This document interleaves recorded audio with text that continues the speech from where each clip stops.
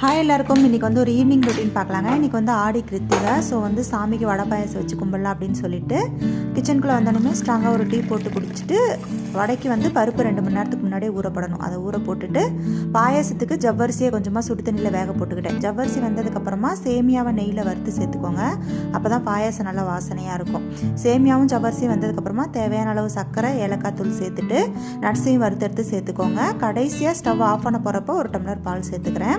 பாயசம் கொஞ்சம் தண்ணி மாதிரி இருந்தால் தான் ஆறும்போது நல்லாயிருக்கும் சாப்பிட்றதுக்கு. இப்போ வடைக்கு பார்த்தீங்க அப்படின்னா பெருஞ்சீரகம், சீரகம், பூண்டு, கருவேப்பிலை, வரமிளகா குறப்பாக அரைச்சி எடுத்ததுக்கப்புறமா அதில் 2 மணி நேரம் ஊற வச்ச பருப்பு, உப்பு சேர்த்து நல்லா அரைச்சி எடுத்துக்கோங்க. தண்ணி சேர்க்கக்கூடாது. அதில் வெங்காயம், கொத்தமல்லி, பெருங்காயத்தூள் சேர்த்து நல்லா மிக்ஸ் பண்ணிவிட்டு எப்பவும் போல் எண்ணெய் காஞ்சதுக்கப்புறமா உருண்டை பிடிச்சி வடை தட்டி போட்டோம் அப்படின்னா சூப்பரான பருப்பு வடை வந்து ரெடி.